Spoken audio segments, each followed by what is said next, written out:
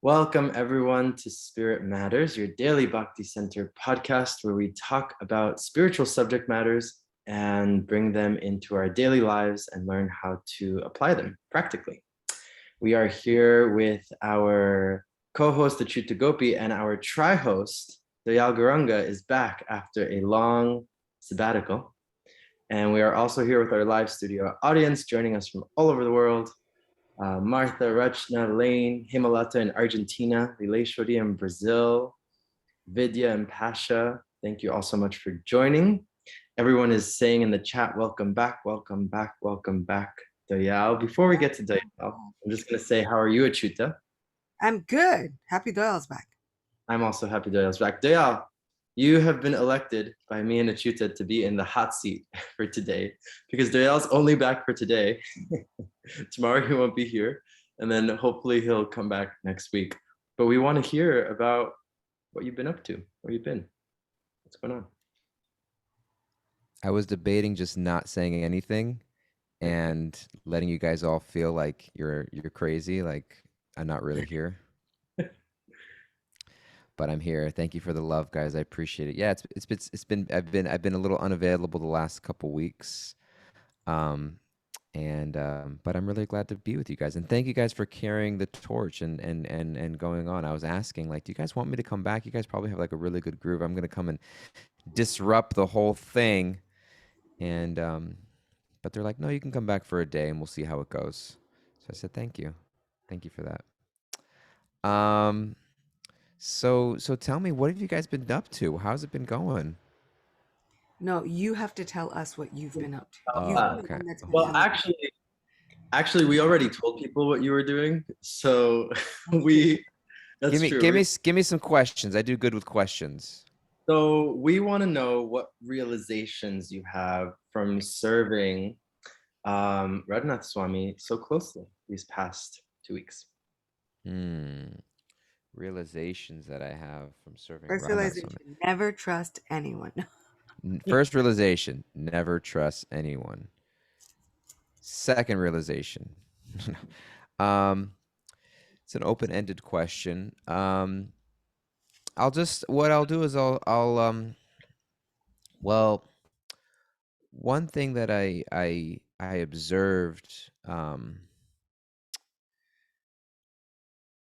well, there's a number of words that come to mind, because one of the things I was doing was I was trying to help plan his schedule while he was here, and people were asking me questions, and part of me was thinking, like, you think I really create the schedule? Like, it's up to me? Like, I decide what he does or doesn't do? And people are like, oh, can I have this meeting, or can we do this program, etc. And at the end of the day, Marj, makes his decisions on what he wants to do and spend his time. And at the same time, I find that the word that comes to my mind is surrender. Like, Marj is so tremendously really surrendered to how Krishna's will is guiding and flowing his life. One time it was like a Monday or Tuesday, and I was asking him questions about the upcoming Sunday, and he said, that is so incredibly far into the future. He's like, I'm just trying to get through today and maybe tomorrow. There was, one morning we were supposed to go somewhere, and then somebody that we were supposed to go got COVID, and we had to cancel that day, and then the whole next day got rearranged. And then one day we were supposed to go upstate, and somebody from India, if you read The Journey Within, there's a whole chapter on a book about this couple from India that they had a daughter that was born, and she was born with like a lack of oxygen in her brain or something. The doctor said that she would never walk in her life. She would never speak. She would never be able to like hold anything in her hands. She would need constant 24-hour attention, and she would always be in pain. And he tells a whole chapter of the book dedicated to like how the parents received that and dealt with that, and how they, with a spiritual perspective. I remember asking Maharaj, because there was one random morning I woke up and there was like 8 missed calls from different devotees trying to get a hold of Radhanath Swami, that this young girl was leaving her body. She was passing away from this world. She lived to be almost 20 years old in this condition. And she was leaving her body, and she was in India, and they were trying to get a hold of Radhanath Swami to call and say some words and have some kirtan, even though this girl couldn't understand anything. She was just, in this condition. So anyways, Marj spoke and sang kirtan, and it was really sweet. Um, and afterwards I was asking Marj, like, how do you, um, like, how does a family deal with something like that when a child is born in their family? Like, why is this happening to me? I do so much service, etc. And he said, he said, I wrote a whole chapter of it in The Journey Home. You should read it. And The Journey Within. That was the answer. That's such a Maharaj answer too. Yeah.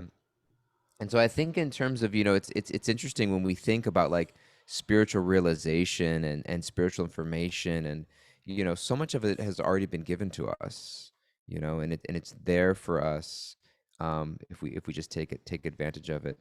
But I share that story in the sense of, all of a sudden we were planning to go somewhere that morning, and everything just got turned on its head because of that instance. And in the same day, Maharaj will have people calling him, asking him to give blessings on their deathbed. Somebody else will be calling to give, please name my newborn child. Somebody calling to bless a marriage ceremony. Somebody calling to help rectify a divorce. And it's just like, sometimes when you spend time with Maharaj, and he'll have everything from, there's a man outside the Bhakti Center who sells belts. He has a little like plastic fold out table that he just sits on the side of the street, and he makes belts and he sells them. And you see him and you think, you wonder, like, is this person homeless potentially, or what is he doing with his life? And he's there. And Radhanath Swami just has such an affectionate relationship with him, where he knows his name, and he goes and say hi, and the guy talks to him and says, "Oh, Swami, you bring the sunshine, it's good to see you." He knows his name, and they get to know each other, and Mars just has a beautiful connection with him. And then he'll get calls from you know the highest echelon of material society, whether it's wealth or fame or etc. And you kind of just see the whole gamut of Mars's life, from like life to death to marriage to divorce to the littlest, quote unquote, littlest people on the street to the biggest people in society. And he just kind of flows with all of it with such grace and surrender of like, where does Krishna want me to be in this moment? And so, for me, and also in service, I try to take that mood and I'm around him. It's like, um, where does Krishna want me to be in this moment of service right now? And I think that's a really, really beautiful question to ask. And, um, I told Marj at the very end, when before he left, I said one of my favorite lectures from him was I think it was when he was giving a Vyasa Puja address. Vyasa Puja is celebrating the birthday or appearance day of a great soul. And he was talking about that when he used to live on a farm in West Virginia, there was one day where his service was to shovel mud out of a trench so that the cows wouldn't be stepping in mud when they made their way back into the barn. And like the mud was like knee deep. So he had to shovel mud, and it was like cold and drizzly. And then when he was making some progress, it was this big rainstorm came, and it just like more mud than he even dug out of the ditch just kind of flooded into the ditch. And it was just like this impossible, hopeless task. And, he said, I was praying, there's a story in Prabhupada quotes, he said Prabhupada quotes a story in the purport of the Gita, but in many places also, where there's a sparrow trying to dry up the ocean, praying to Garuda to help them. So Mara said, I was praying to Garuda to help me. I was like a little sparrow drying up the ocean. And he said, whether I'm doing that service there, or now somehow I'm sitting in front of thousands of people referring to me as their guru or their spiritual guide, listening to what I have to say, offering me gifts, etc. And it said, I don't understand any of that, like how I'm going from one place to the other. And he said, as far as I'm concerned, whether I'm digging ditches in West Virginia or he was listing all these other services he's done in his life or sitting in front of thousands of people giving a lecture. He said, this was in the class, he said, just let me go on digging, whatever pleases my guru and pleases Krishna, like that's actually, um, and he said that he carries that mood in every interaction that he has, whether it's a famous celebrity, a wealthy industrialist, an unknown belt seller on the street. It's just a matter of like, how can I serve this person in a way that pleases Krishna? And that when I please Krishna, he'll guide whatever direction I'm meant to go in my life. And so for me, I felt very blessed and grateful to have his association, at the same time trying to carry mood of just like wherever Krishna wants me to be. I see that everywhere he goes in his life is just really on the boat of surrender that he has. So those are just some random reflections and thoughts that are on my mind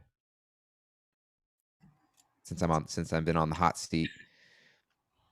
I was saying that I feel like you handled it masterfully. Hmm. And you were saying, you're like, do people really think that I actually like make this schedule? You are kind of one of the very few and first, I guess, personal servants of that time that didn't. Hmm. Actually, that was the norm and the reality, and in many many cases. And Hmm. it's so interesting to think about different realities in people's spiritual lives and their regular lives, etc. And I remember when I realized that there are some people who call Radhanath Swami their guru and have never spoken to him. Hmm.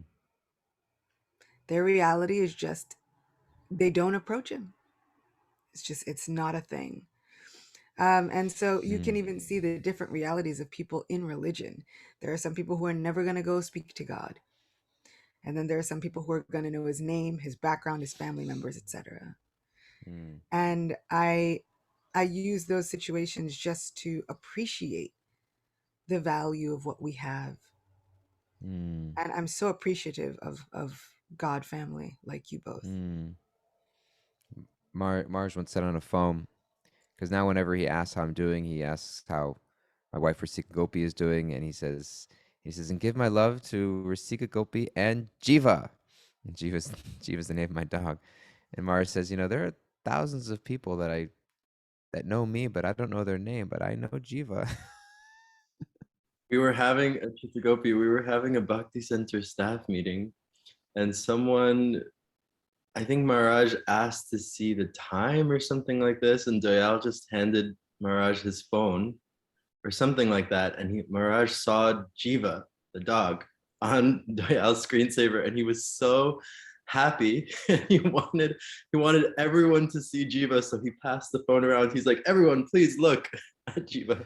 I don't know if he was happy or just a little concerned, because he saw the phone and he took the phone because for some reason he asked me the time, and rather than saying it, I just showed him my phone so he can see the exact time. And then he saw it and he had this really puzzled, almost concerned look on his face. And he's like, "Give me that." He took my phone. He was looking at it, and then he showed the phone to everybody, and he just said, "This is your president." He said, Your leader. This is the screensaver of your leader." And he was showing it around, and then he passed it around. He's like, "Everyone look." And then he's so And cute. he He made said, sure. and then the screensaver went off, and he was like, "Just touch the screen; it'll come back on again." Oh my God, I love it. Yeah, And he made sure. He was like, "Did everyone see it?" It was yeah. so. But I was. go ahead. I was just meditating on something that Martha wrote in the chat, because Chuta and I have been having this conversation for a couple of days now. We've been picking apart this idea of devotees and non-devotees, or spiritualists or non-spiritualists, and how we fall into these categories of like what something is supposed to look like, and we put people into boxes, and therefore we treat Mm, them according to that, right? Whether it be like a spiritual identity, a gender identity, a race identity, a sexual identity, like whatever it may be, we treat people according to how we see them or think of them in our head.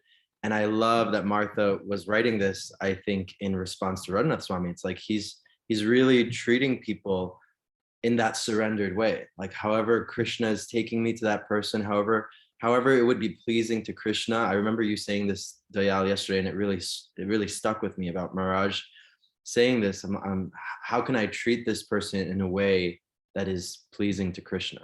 And it doesn't matter if that person is a devotee or a non-devotee, if they're a man or a woman, if they're sick, if they're healthy, if they're rich, if they're, the belt salesperson on the street, it doesn't matter. It's like, let me treat this person in a pleasing and loving way. And I think that that's so powerful, actually. Yeah. Yeah. Marge is so conscious about every single interaction with every person. He was staying at an apartment nearby the Bhakti Center, and it was on the third floor. And Marge likes to take the stairs. He doesn't use the elevator generally. And so it's 2 flights of stairs. And one of the first nights that we were there, I was walking back up to his apartment, and there were just 2 young, I say young kids, but they were adults, probably like late teens, early 20s. And it was a guy and a girl. I don't know if they were a couple or not, but they were standing close to each other and they were chatting. They were either chatting or maybe they have an argument. I'm not really sure, but they were standing at the top of the stairs and needed to move in order for Marge to get by. Marge was walking up the stairs. And obviously you see someone like Maharaj Swami, it's whether you respect it or not, it's something new. You don't see, you notice it. And so they saw him and they kind of moved out of the way, and Maharaj just like said hello, and he was just so thankful that they moved out of the way. He was just like, thank you so much for giving me space. And he walked around and he made sure how they were doing. And then he just kept walking and walking up.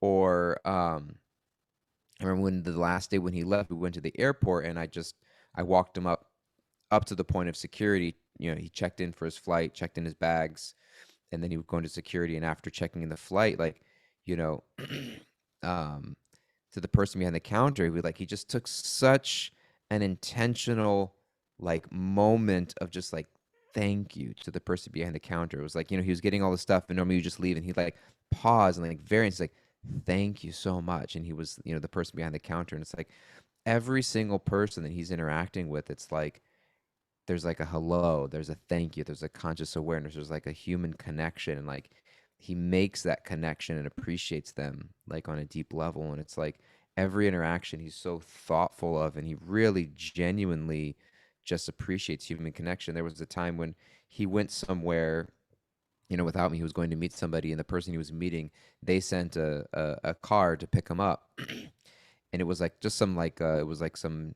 taxi service. It was just like a rented vehicle service, and the person picked him up. And Marge came back, and I knew the name of the taxi driver. His name was Ruby, because I was coordinating it. And we were talking about Ruby, and he just said, I just we had just such a wonderful conversation with Ruby. We just became the best of friends.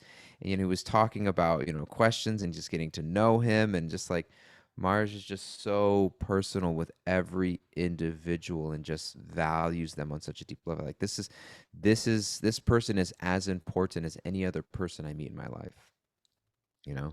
And so I just really, really appreciated how and it was interesting because I would meet some of the person Mars is interacting with, and I was trying to be as personal, like, hey, James, the belt seller or whatever. And I was realizing like it just didn't come across the same, because it's not that it's not genuine, but it's like Mars isn't trying to like be the nice person. He's not trying to like, win people over. He's just genuinely caring and connecting with people on a very personal level. He sees it that way. Whereas like I was like, I'm trying to be like Radhanath Swami and love everybody, And just to go back to this devotees non-devotee thing, because I think it's so interesting. It's like sometimes when we get into those boxes, or like when we're trying to emulate a Swami, or when we're trying to be spiritual, like it doesn't necessarily like go that well, like when we're trying so hard. I was thinking about we had a yoga teachers meeting with Radhanath Swami, And some of the yoga teachers are like newer to bhakti and newer to spirituality. And I think people who have been, there's a certain decorum to like how you address a swami and like this and etc. and whatever, and sometimes we get in those boxes.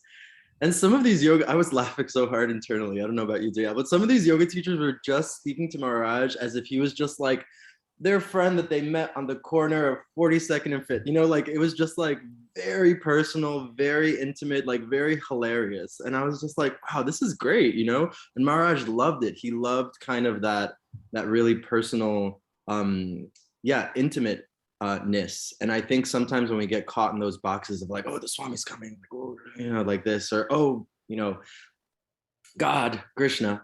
And we don't need to get into this, but as we see in Vrindavan and all the pastimes, it's like Krishna, what he really appreciates is that closeness, is that intimacy, is that level of like, we're just having fun, Achyuta. What do you think? No, it's absolutely absolutely true. And I'm always interested in just kind of like being a fly on the wall and watching how Maharaj deals with all of these different, from all walks of life. You've got people from the higher echelons of society who kind of want what they want and are used to getting things that particular way. You've got young kids who are new to everything and they're just putting it out there, their whole heart, their whole experience, whatever it is, just kind of like throwing it out there. And just to see how Maharaj deals with it all in stride is, it's so wonderful and such a vivid example. And like you said, Doyle, like, don't think it's gonna go that way when you try and do that. Like it doesn't exactly come off the same way.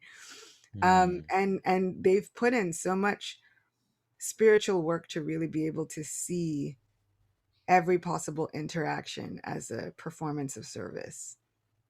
And like you said, Doyle, it then has nothing to do with the other person's actions, their non-actions, their ideas or not.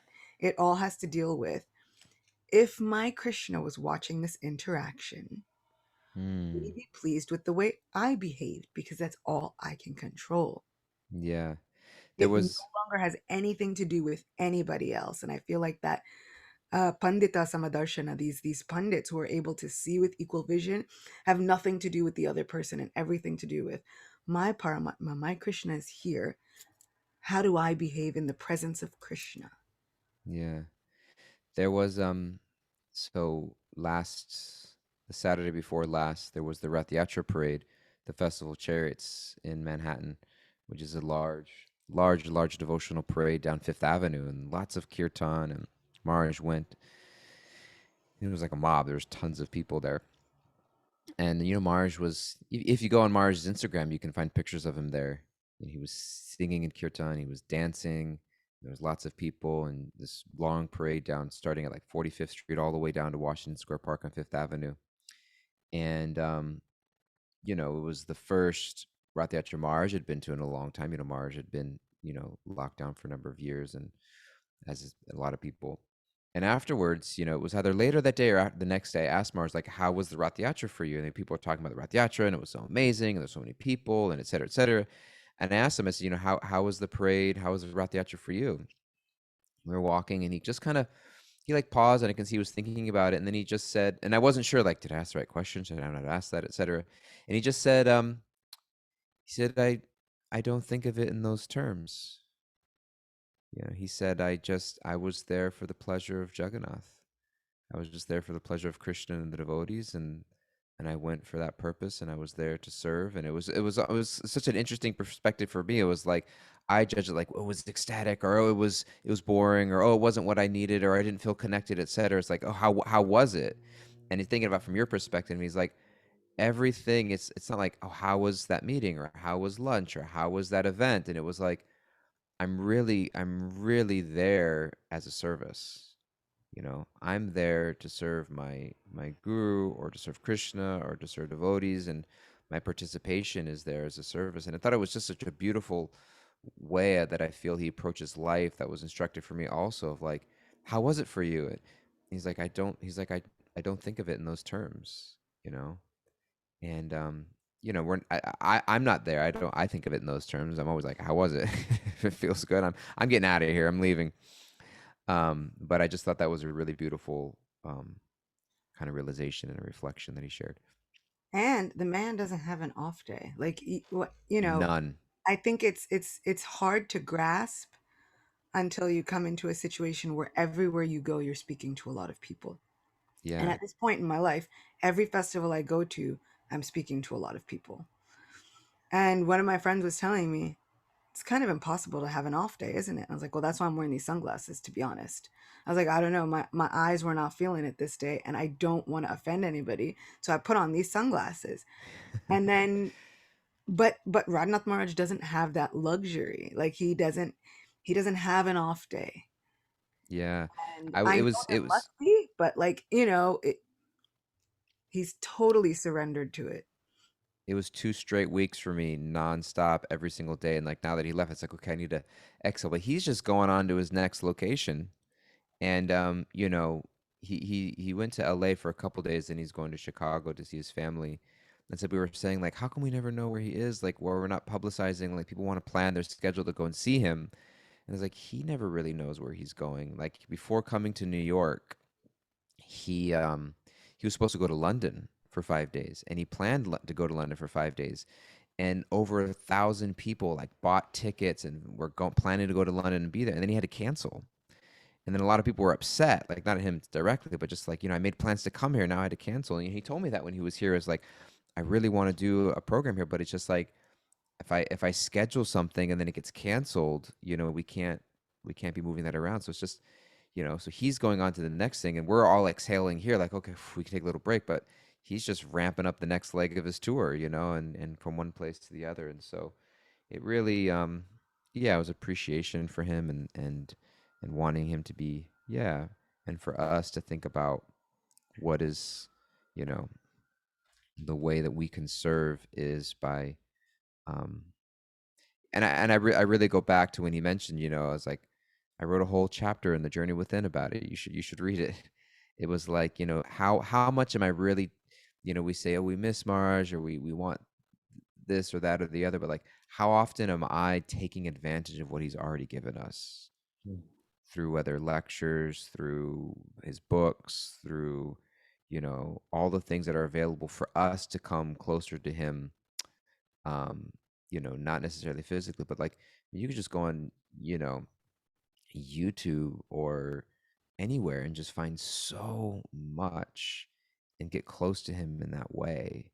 And then that will actually enhance any little interaction you may have with him, whether it's in a public lecture or a hello on the street or whatever. But, it really, I think that a lot of spiritual life boils down to, not just the like ecstatic moments at a parade or at a program or a personal connection on the go, but it really rests on like how much am I taking the day-to-day process of my spiritual life seriously.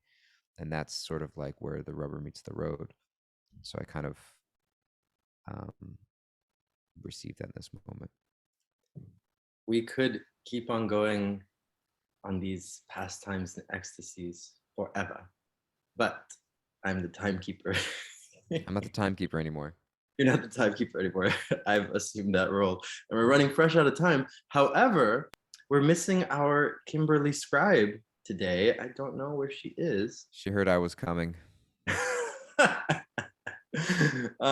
So we usually end with Kimberly's takeaways. If anyone has any takeaways that they'd like to share in the chat, please do. And we'll take some final takeaways from Achyuta, from Doyal. Achyuta, what are you taking away? I'm taking away the opportunity to use every moment as a service. Hmm. How can I use this moment for the pleasure of Krishna? Hmm. What about you, Doyal?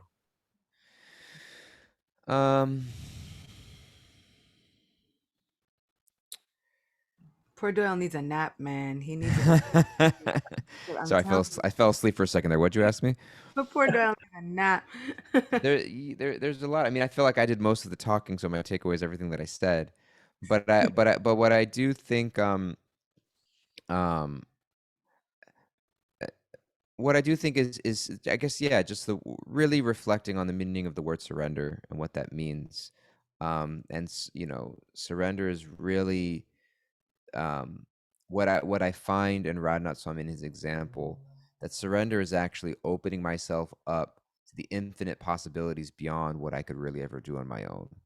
Mm, And when I see Radhanath Swami and the amazing things that he's doing, it really is a result of his complete trust that if I let Krishna guide the show, it may immediately feel like it makes no material sense, or I need to grab the reins and push something forward. But actually, like, Krishna will bring us to where he wants it to be. Krishna mm, will land wherever he wants to land us. And that's actually mm, the most perfect thing. So. mm. Beautiful, beautiful. And we have a bunch of takeaways in the chat, which is so nice. Hemalata says, to be there, really there with every interaction. So sweet. Sydney says to show love and respect to everyone. Everything we do can be a service. Martha says to know that my surrender needs more surrendering. So beautiful. I am a long ways from giving all of me and completely surrendering. And everyone is just showering you with appreciation, Dayal, for being back, even though you won't be with us tomorrow, but hopefully you'll be with us next week. And my takeaway is just learning how to treat people in my life and every person as if Krishna was watching, as if Krishna, because Krishna is watching, right? Krishna is there. Treat every person in a way that's pleasing to Krishna. I think that's my takeaway.